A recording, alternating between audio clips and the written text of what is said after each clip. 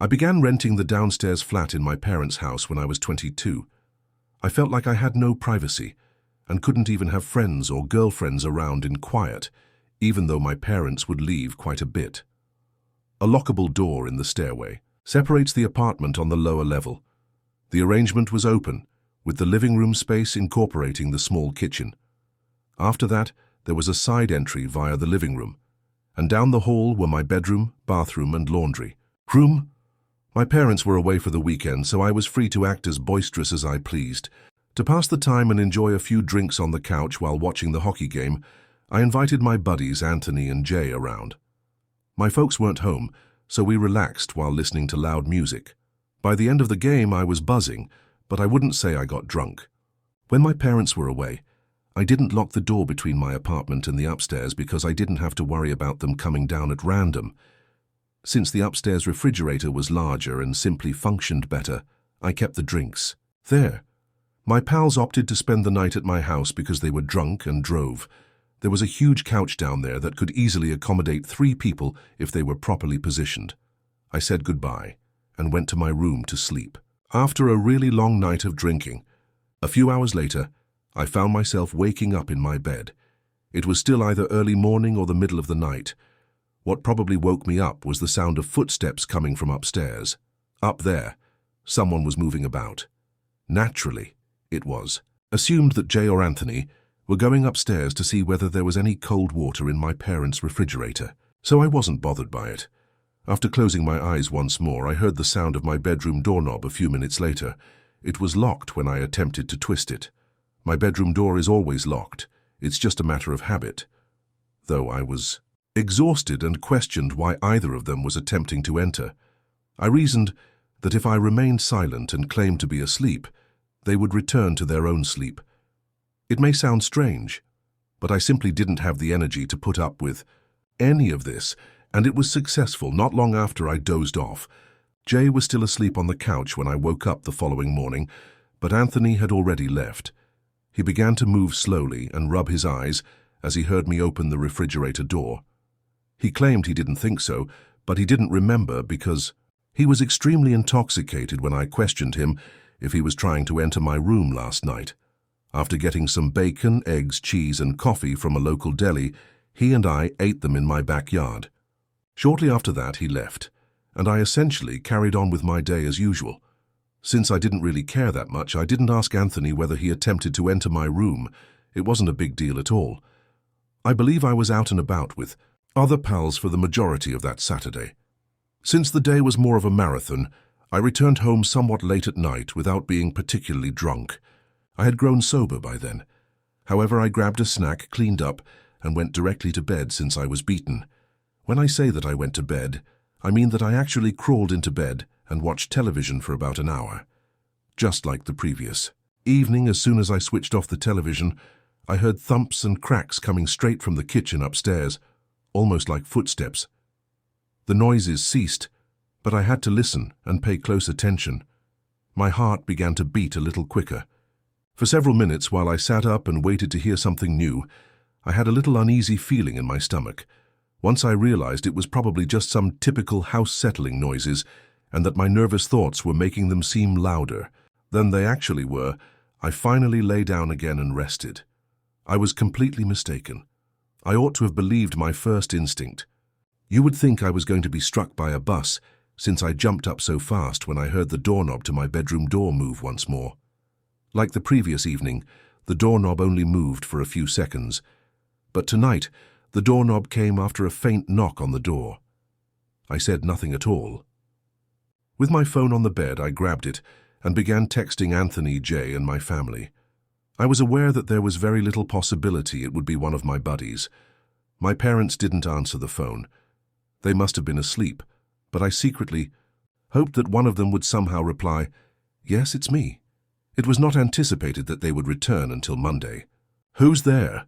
was the last thing I wanted to say, so I slipped out of bed and crouched behind the dresser in the corner, grabbing a blunt item in case whoever was out happened to be around. They would run to the bed and kick down the door. I'm serious? There weren't any more knocks, but I guess 10 minutes passed without me leaving the spot. When I eventually dialed 911, I spoke as softly as possible while still being audible. Until the police showed up, I waited on the line with a 911 operator. I asked the operator if she could instruct the cops to meet me at my bedroom window, because I didn't feel comfortable leaving the room. I tried to open my window after a police officer tapped it while they were outside. I was fortunate enough to be on the first floor. Shortly after I gave him the key to the side door, I heard my apartment's entrance open. Only then did I emerge. From my bedroom to be met by 2 policemen, I switched on every light. The search down there was swift because my apartment was small and had few hiding places. After that, we climbed to the house's main level and conducted a search. Nothing. After that, we went upstairs. Before the cops entered, I explained what each chamber was. About 30 seconds after they entered my parents' room, I heard a disturbance. When I heard it, I was in the hallway outside. I saw a glimpse of 2 officers shouting at someone beneath my parents' bed. A knot formed in my stomach. They said I should wait downstairs. Minutes later, a tall, filthy, ominous-looking man wearing shorts and a hoodie was walking down. When they inquired if I recognized this individual, I replied, "Of course not."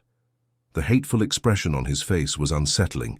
He appeared to be either destitute, insane, or both. I felt 1,000,000 times better after he left the house. The police advised me to phone the station if my parents or I wanted to follow up on this. I texted every group conversation I had with relatives and friends as soon as they left. It was so late that only a few people answered. I explained what had happened to my folks over the phone first thing in the morning. Naturally, they were as amazed as anyone would be, but my parents decided not to file a lawsuit since the man was homeless and nothing seemed to have been taken. I think I might have left the entrance door open that evening. He just stepped in as we were playing loud music when Jay and Anthony arrived. Even more terrifying is the possibility that he was in the house for a lot longer and we were unaware of it. The quiet has always appealed to me. About 5 years ago, I went up to this small home in rural upstate New York to get away from the bustle of the city. The area is large and remote, and the forests extend well beyond my land. The only sounds you can hear are the breeze in the trees and the distant chirping of birds, and your closest neighbor is miles away. It's quiet, which is how I prefer it. My passion is fishing. The lake directly behind my house is where I spend the majority of my time. It's the ideal location to get away from everything. Being by myself doesn't bother me. Hell, I like it. The cabin features a large deck with a view of the forest. I frequently enjoy sitting outside with a nice drink while listening to the sounds of the woods at night and watching the sun set behind the trees. It was always quiet until recently. It began roughly 2 weeks ago. As usual, I was on the terrace just gazing into the darkness when I heard a distant twig shatter. Perhaps it was a raccoon or a deer, but I didn't give it much thought. Over the years, I've become accustomed to the sounds of the lively woods. However, the sounds increased in frequency as the days passed. I initially assumed it was simply animals because I heard twigs snapping and foliage rustling. However, I heard a scratching sound one night which was odd. It originated from the side of the house, next to the extra bedroom's window. It was silent, as if it were trying to be cunning. With a slightly accelerated heartbeat, I rose from my seat. After that, I waited, but nothing appeared. I convinced myself it was probably only a squirrel. It didn't feel right, though. I made the decision to go inside and spend the night locked up. I heard the scratching again the following evening. It was now closer to the house than it had been at the side. The sound seemed to originate directly outside the spare bedroom window. I froze, listening intently as my nerves began to jangle. Something didn't feel right, and I couldn't describe it. To see what was outside, I moved to the window and slightly drew back the curtains. The yard was covered with long shadows, as the trees were illuminated by the moonlight. There were no animals or people. The wind was still, and everything appeared to be normal. I was just letting my imagination run wild, I told myself as I shook my head. It was most likely the wind or a limb rubbing against the window. I went to bed after telling myself there was nothing to worry about. The scratching resumed the following evening, but now it sounded more like light tapping than scratching, as though someone were tapping on the window to draw my attention. I jumped out of bed as my heart skipped a beat. I took a flashlight and slipped toward the extra bedroom down the dim hallway. I shined the flashlight outside the window when I got there. Nothing was there, just the same desolate woods with no people or animals. But the sense that I wasn't alone persisted. Something wasn't right, but I couldn't describe it. The air felt heavy and dense around me. I returned to my bed, but I was unable to fall asleep. Every small sound grew louder, and every floorboard squeak gave the impression that someone was moving around the house. After listening for a while, I finally passed out from sheer fatigue. The noises continued as the nights passed. Every night, I would hear the same sound, a tap, a scratch, and perhaps even a faint murmur that seemed like it was coming from inside the walls. I made an effort to ignore it, but it became more difficult. I made the decision to face whatever was causing it one evening. I thought maybe it was simply an animal, a raccoon perhaps, or there was another creature that had gotten inside. I thought it might be a good idea to have something in case things turned strange, so I took a crowbar from the shed out back. I went to the spare bedroom and opened the door cautiously. Inside, the air was stale, as if it had not been handled. For a long time, it had been months since I had used the room. I moved gently while shining the spotlight around the room, looking behind the dresser and under the bed. Nothing. I felt foolish as I stood there for a minute. Nothing was present. The room was vacant, the same old thing. But I saw something as I turned to go. There was a small gap in the closet door. That's not how I recall leaving it. I felt sick to my stomach. I approached slowly and opened the door. I looked into the closet's back corner with the flashlight and noticed something odd, but there was nothing within. A tiny bit of fabric snagged on the wall's edge. It was ripped and black, almost like a garment. My throat tightened with each breath. I was unable to think clearly. My thoughts were racing. Was there anyone present? Was my room visited by anyone? With my heart hammering in my chest, I retreated from the room. I secured the door after slamming it shut. I had to leave that house immediately. I stepped outside, in the hopes that the fresh air would help me decompress. I made an effort to ignore the feeling that the wood's darkness was encroaching on me. It might have been my nerves. Perhaps the loneliness was wearing me down. That night, I slept on the couch with a baseball bat close at hand, but I heard nothing. No tapping, no scratching. The silence was almost unbearable. I made the daring decision the next evening. Whatever this was, I was not going to allow it to force me to leave my own home. I was going to remain in my bed. However, as I was about to fall asleep, I heard the tap against the window once more. With my heart pounding, I leaped to my feet and snatched up the flashlight. I didn't care how loud my footsteps were as I dashed to the second bedroom. When I pulled back the curtain this time, I saw more than just the woods. In the weak light, I could just make out a shadow, someone standing just outside the window. My blood ran cold as I froze. My thoughts were racing when I turned around. Who was that? Why had they come here? There was no doubting it anymore, even though I didn't want to believe it. I was being watched by someone who had been outside my residence. With my hands shaking so badly that I could hardly dial, I rushed to the phone and dialed 911. When the operator answered, my voice was so frantic that I could not speak. I told them my address, and they said they would send someone out immediately. Someone's been outside my house, I continued, and I think they're still here. After hanging up, I surveyed the room. I had to go. I was no longer able to remain here. However, I heard a steady creak coming from the hallway as I turned to get my jacket. There was a movement within the house. I didn't think twice. I bolted for the rear door, threw it open, and tore across the forest. I sprinted as quickly as I could without turning around. Every stride I took burned my lungs. I could see the police cars flashing lights in the distance by the time I reached the property's edge. With my body shaking, I slowed down and crouched behind a tree to observe. When the officers got to the house, they searched it with their guns drawn. I didn't stay to see what transpired, though. I was unable to. I was aware that it wasn't finished, regardless of who or what had been in that house. I was no longer safe there. Since then, I have not returned. In order to prevent a search for me, I followed up with the police to let them know I was okay. Even though the cabin is still there, sitting by itself in the woods, it no longer feels like home. The tapping sound comes every time I close my eyes. One thing is certain, they were waiting for me and are still out there, even though I have no idea who was in my house or what they wanted. This occurred in 2008, when I was around 15 years old.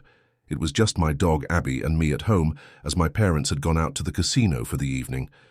I was watching YouTube videos and chatting with several pals on Instant Messenger at around 11 o'clock in the evening. Abby started barking at something in the living room as I was typing and chatting. I waited, thinking it may be my folks coming home. I got up and walked into the living room to investigate, after hearing additional barking for a minute or so without hearing the door open. Still barking, Abby faced the windows overlooking our driveway. Since there were no lights outside and it was quite dark, I was unable to see much outside the windows. I could tell my parents weren't home yet because there was only one car in our driveway as I looked through the window. We lived on a main road with a lot of noise, especially late at night, so I assumed Abby might have heard a neighbor's vehicle door bang or a particularly loud automobile passing by. I resumed messaging my pals, but over the next 5 minutes, I continued hearing sounds coming from my house. At various points, Abby would pause and begin barking once more. I thought I heard a knock or a rustle at the door to the living room, just as I was getting up to comfort her. I stood up and walked slowly back into the living room to take another look out the windows. Nothing. I was beginning to feel a little uneasy and was afraid to glance through the peephole for fear of seeing a weird face staring back at me.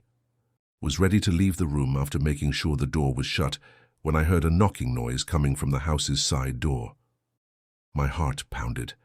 I was at a loss for what to think. Were my parents attempting to enter after being locked out? Was there an attempt to break in? Were there multiple individuals present? Before I could even process those ideas, I heard someone downstairs jimmy the doorknob, as if they were attempting to open it. In a sense, our basement was beneath the home. Due to the entrance's relative concealment, you had to traverse under the deck and around the entire house to reach that door. You would have to be extremely determined to discover a way in, or already know the entrance exists. More than ever, Abby was crying and barking as she ran from room to room in an attempt to find the threat. The entire home seemed to be encircled. The sounds coming from the basement became more intense, and it nearly seemed as though whoever had opened it had succeeded because all of a sudden there was no more noise. My heart fell. I held my breath, waiting for the next sound while standing motionless in the quiet. Abby then flew down the stairs with lightning speed and began snarling maniacally at whatever was down there. Even though Abby was a friendly black lab who had never harmed a fly, she never sounded more menacing to me than she did right now. For minutes I felt as though I was still. When I finally noticed that Abby was no longer growling and barking, my fight-or-flight response took over. I shut the entrance leading to the basement of the house and called her upstairs. Since I didn't yet have a cell phone, I took the home phone and hurried with Abby into my parents' room's closet, where one of our firearms was kept. Armed and prepared, I was about to dial 911 when I heard the front door open. Abby ran off. After I shouted no at her, I heard my parents' voices. They were petting Abby and giving me a weird look when I rushed into the living room. For the next few minutes, I told my parents what had happened that evening. After my mum was appalled, my dad took his rifle and spent the next hour looking inside and out of the house. I didn't sleep that night, and we didn't locate anything. The front door was knocked on the following afternoon. My heart skipped a beat at once, and I hurried into another room out of instinct. Uncle Pete was standing there holding an envelope as my dad opened the door. Uncle Pete was, to put it mildly, a narcissistic creep. At family gatherings, he would constantly treat my aunt badly and behave strangely among the children and cousins. He simply had this way about him, but nothing criminal as far as we knew. Try to stay away from him, you knew. I used to be a little nervous whenever he spoke to me as a child. His general manner was unnerving, though I can't recall anything specific he said. He caused discomfort, according to adults who spent too much time with him. His daughter, my cousin Kate, was a few years younger than me and played softball in the same league as me. I would frequently give my cousin advice or assist her team with pitching and fielding skills, since I liked her and felt awful for her because her father was so strange. Uncle Pete said something along the lines of, "I tried to stop by last night to drop it off, but no one was home, I guess."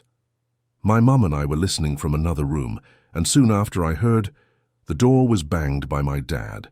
I peeked out with my mum to find out what had happened. Uncle Pete had reportedly been the one rampaging around the home last night, trying to get inside, according to my dad, whose face was trembling with rage.